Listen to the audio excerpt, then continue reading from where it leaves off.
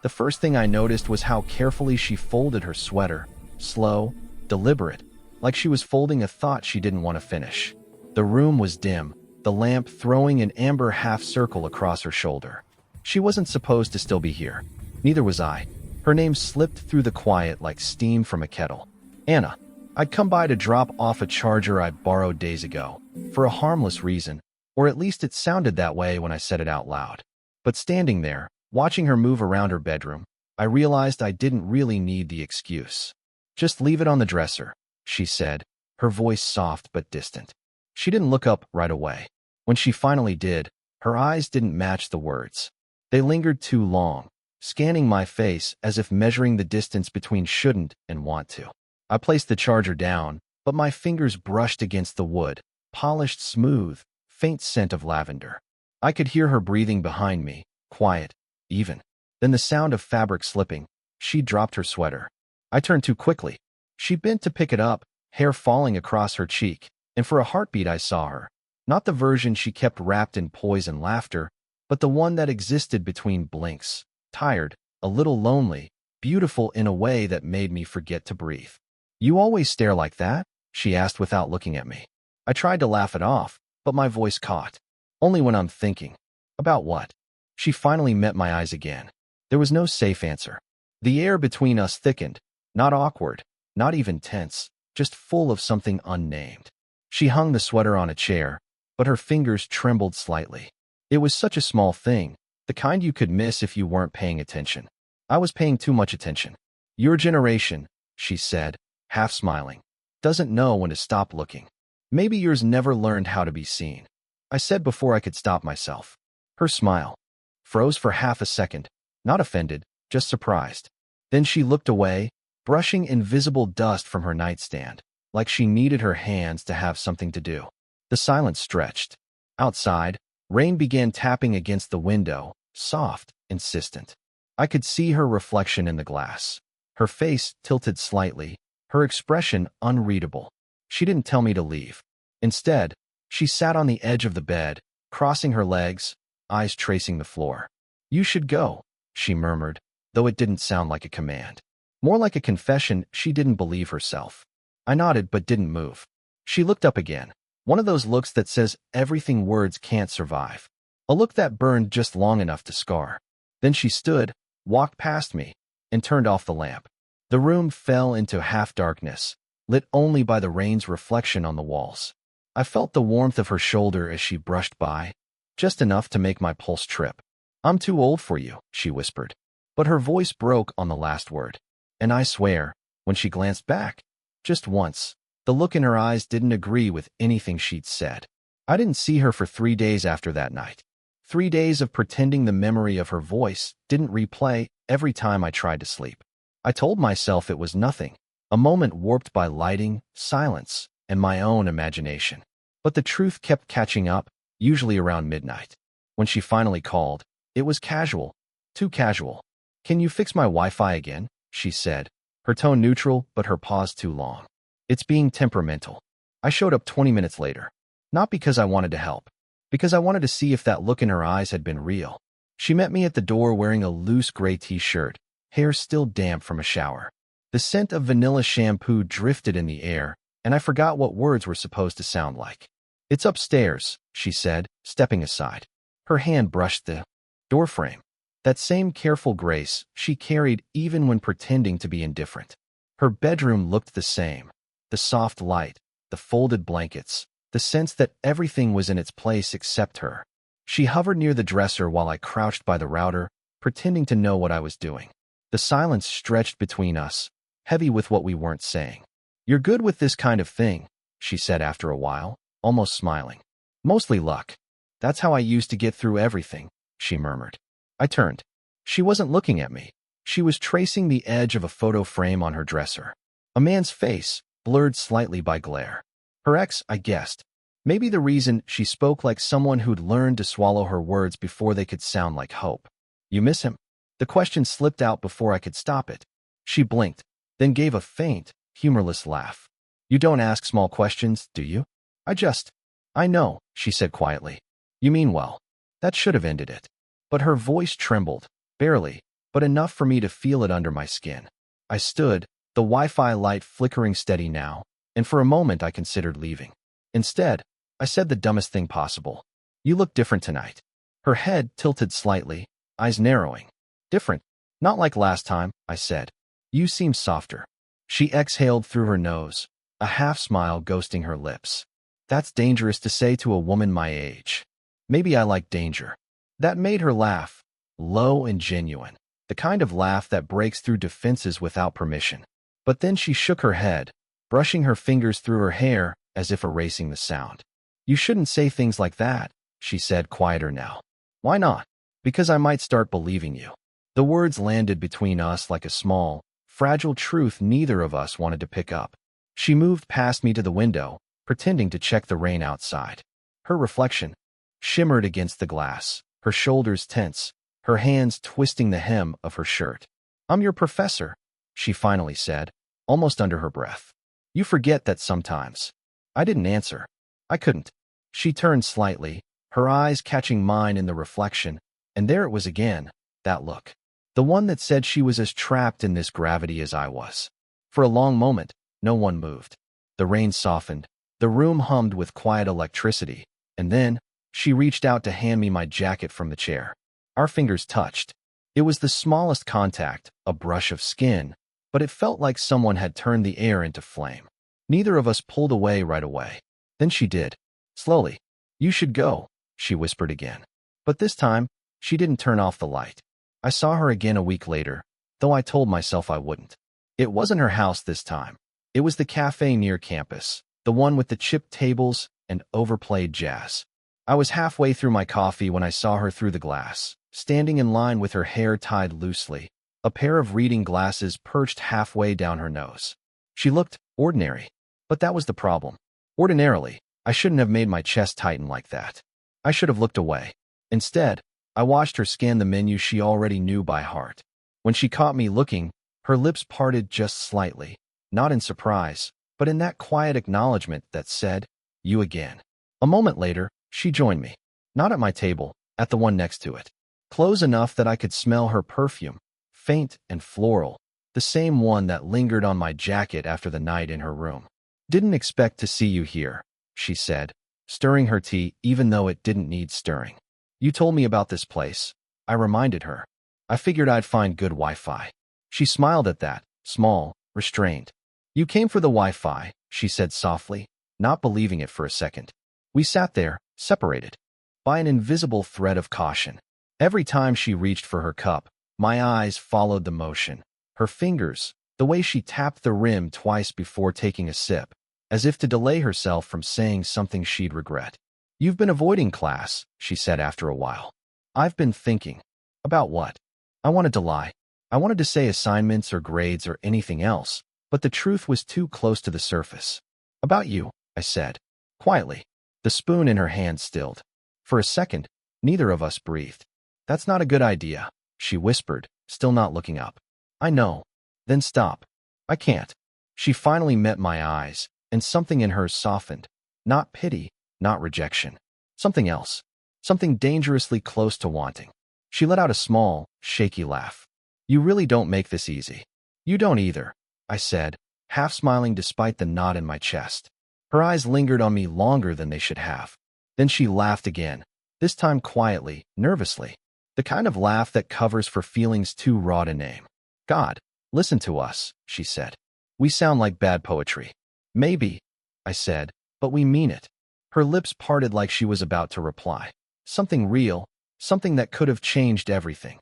I could see it in her face, the thought forming, trembling on the edge of being spoken. And then her phone buzzed. She flinched. The sound was small, but it shattered the moment. Her eyes flicked down, reading the name on the screen. The color in her face shifted, not fear exactly, but a sudden withdrawal. "Excuse me," she said, standing too quickly. "It's someone I have to." She didn't finish. She turned slightly, taking the call by the counter, her voice hushed but urgent. I watched her from my seat, watched the way she tucked a strand of hair behind her ear, the way her shoulders curved inward like she was bracing herself against words she didn't want to hear. I wanted to look away. I didn't. When she finally hung up, She didn't come back to sit. She hovered by the table, eyes somewhere else, not angry, not cold, just far away. I have to go, she said. I nodded, though my throat felt tight. As she turned to leave, she stopped, just for a heartbeat, and looked back at me, the same way she had that night by the door. And I couldn't tell if that look meant goodbye or not yet. She didn't come to class for a week after that cafe. I tried not to notice. Failed spectacularly. Every day the seat at the front, the one she usually perched on during office hours, stayed empty, and every day I told myself I didn't care. By Thursday, I gave up pretending. The rain had started again, steady and thin, the kind that turns reflections into watercolor. I found her exactly where I shouldn't have gone looking. At the same cafe, corner table, a paperback face down beside her half-finished latte. She saw me before I reached her. Her eyes flicked up, cautious, then softened just enough to undo me. You're persistent, she said. I'm curious, I said, taking the seat across from her without asking. She smirked, just a little. About what? I should have said the syllabus or life or anything else, but the truth had been sitting in my chest too long. You, I said quietly. Her hand froze around her cup. The cafe hum dimmed, or maybe my heartbeat just got louder. Don't, she said. Not angry, pleading. You don't understand what you're doing. Then explain it to me, I said, leaning forward. Explain why every time you look at me, it feels like you're trying not to. Her eyes flashed, not with anger, but with something dangerously close to fear. Because I know where that road goes. And I've already done it. The words landed heavy. I didn't know what she meant exactly. An affair, a heartbreak, some quiet ruin she didn't talk about, but the way she said it, like it still hurts, made me want to understand her more. I'm not him, I said. No, she said, her voice trembling. You. Worse. Because you mean it. We both went quiet after that. The kind of silence that pressed between our ribs and made the air feel thin. Her fingers tightened around her mug. She didn't look up, but I could see the pulse in her neck, fast and visible. I don't want to hurt you, she whispered. You won't, I said, though I wasn't sure either of us believed it. A small, shaky laugh slipped from her lips. You talk like this is a movie. It doesn't feel like one. No, she said. It feels real. That's the problem. She finally met my eyes again.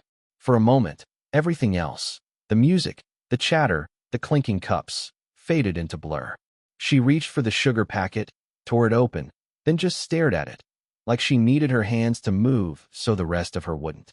I watched the tiny crystals spill on the table, bright against the wood. I used to think getting older made things simpler, she said softly. Turns out it just makes you better at hiding what you want. I didn't think so. I just reached out and brushed the sugar from her fingers. She froze. The world did too. My thumb grazed her knuckle. A single second, barely contact, but it felt like something irreversible had happened. Her breath caught. Don't, she said again, but her hand didn't move away.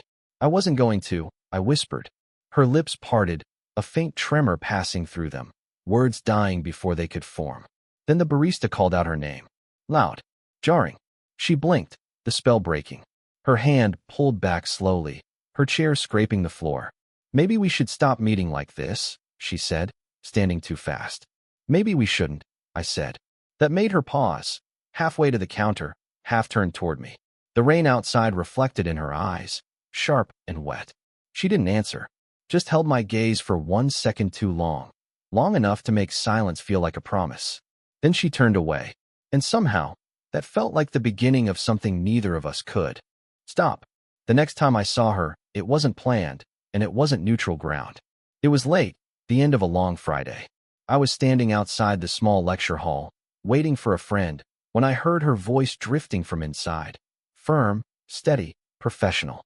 She was talking to someone, though the door was half closed. I didn't mean to listen. I just froze when I heard my name. He's bright, she was saying. Too bright sometimes. It makes him reckless. A man's voice answered. Older. And you think it's just academic interest? She hesitated. I could feel it, that pause. It's complicated. That word. The one people use when they mean dangerous. I should have walked away. Instead, I pushed the door open slightly. She stood by the desk, shoulders tense, hands clasped tight. Across from her, a man I recognized from the faculty directory. Her ex-husband. The realization hit, like cold air.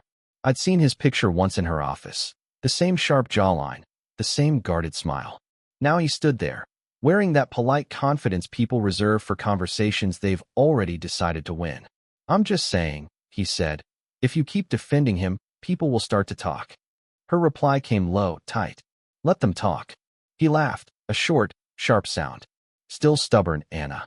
Still condescending, Mark," she said without missing a beat. But her voice broke halfway through his name. I stepped back before either of them saw me, my pulse in my ears. I didn't know what I felt. Jealousy, maybe, or just the sting of hearing how easily he said her name. Like it still belonged to him.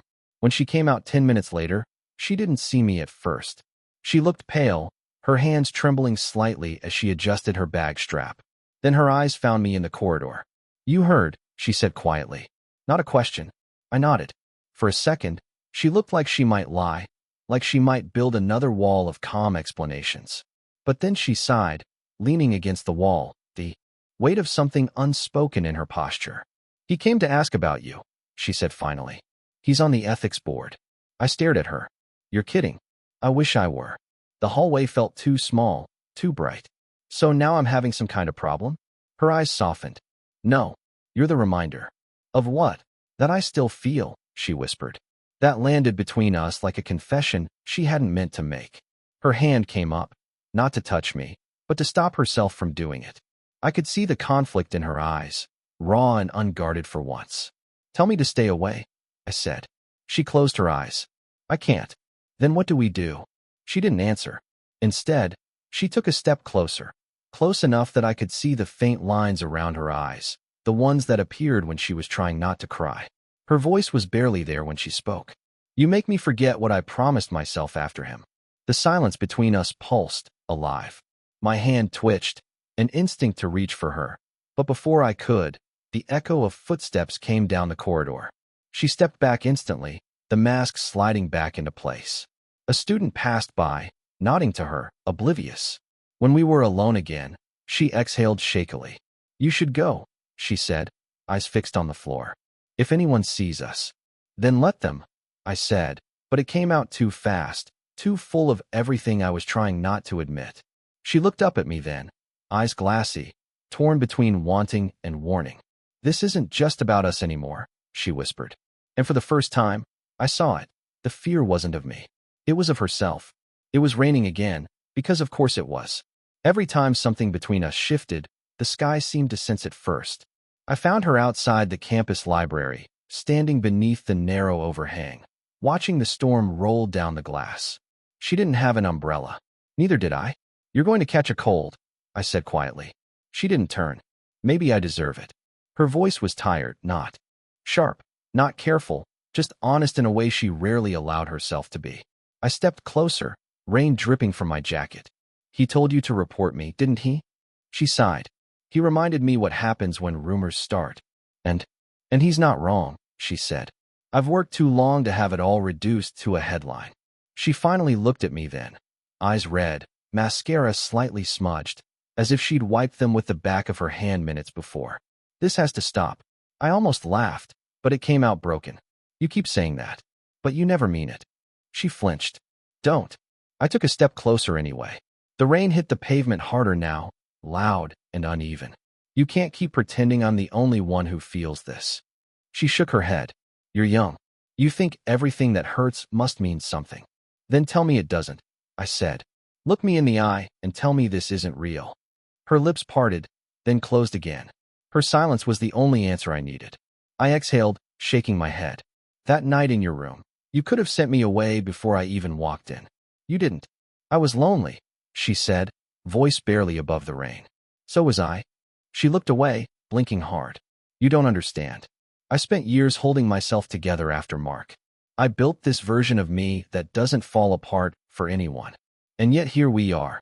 The words hung there, too heavy to take back. I moved closer until there was barely a breath between us. I could feel the heat from her skin despite the cold. She didn't move away this time. "Say it," I whispered. She closed her eyes, trembling. "If I say it, I lose everything." "Maybe not everything," I said. "Maybe just the version of you that keeps pretending you don't still want to." Her eyes opened, wet but steady. "You don't know what you're asking for." "Then show me." For a moment, the world shrank. Just her and me and the sound of rain hitting stone. She reached up as if to push me away, but her hand hesitated midair, fingertips hovering near my face. The gesture was so small, so fragile, it felt sacred. Then, finally, she let her palm rest against my cheek. Her touch wasn't desperate. It was careful, reverent, even. The kind of touch you give something you're afraid to break. "I hate that you make me feel this alive," she whispered. "Then don't stop," I breathed. We stood like that, suspended, neither crossing the line nor retreating from it. The air between us was full of every word we hadn't said, every restraint about to snap. And then she stepped back. Just one step, but enough. "Go home," she said softly. Before I changed my mind. I didn't argue. I just looked at her, really looked, and saw everything she was trying not to be. Strong, scared, wanting. As I turned to leave, she called out my name, barely audible under the rain. When I looked back, she was still standing there, hand pressed against the wall, eyes on me. "If this were another life," she said, "I wouldn't let you walk away." I smiled, a sad, small thing. Maybe in another life, I wouldn't have to. And then I did what neither of us wanted, but both of us needed. I left. The rain followed me home. But so did the feeling of her hand against my skin, like a truth that refused to fade.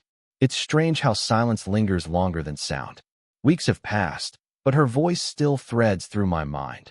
Soft, steady, always stopping just short of what I wanted her to say. I see her sometimes on campus. Not by accident. The universe isn't that cruel. She walks with her head high, papers tucked under her arm, her hair swept back like she's decided to move on. Maybe she has. The first time our eyes met after that night, we both froze. I gave her a small nod.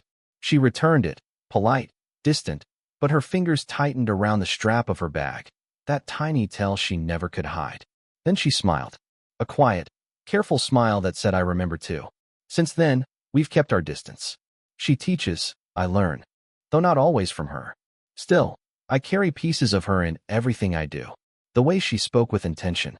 The way she listened like it was a form of trust. The way she taught me that wanting something doesn't always mean you get to keep it. I used to think love was all about crossing lines, chasing what you wanted until you had it. She taught me it's just as much about not crossing them. About knowing when holding back is its own kind of devotion. I still have her sweater. She left it in my car after that last storm. The night everything broke open and then quietly shut again. I told myself I'd return it. I haven't. Sometimes I unfold it, just to feel the weight of something that used to belong to her. It smells faintly of rain and something like vanilla, a scent that feels like both memory and apology. People like to think endings are loud, doors slamming, hearts breaking, tears and declarations. But ours wasn't. It was two people standing in the rain, realizing that sometimes love arrives at the wrong time, but still leaves something worth keeping. I don't know if she regrets it. I don't even know if I do. All I know is that every time it rains, I catch myself glancing at the window, half expecting her reflection beside mine. Not because I think she'll come back, but because part of me hopes she's out there somewhere, thinking the same thing. Maybe that's what real connection is. Not forever, but recognition. That fleeting, human moment when someone sees you exactly as you are, and you spend the rest of your life quietly grateful that they did. If I could tell her one more thing, it wouldn't be a plea or a confession. It would be simple. Thank you for teaching me that love doesn't always have to be kept to be real. Because sometimes the most honest kind of love is the one that ends, gently, deliberately, before it ruins the very thing that made it beautiful. Sparkles, did this story stay with you? Would you have wanted them to find their way back to each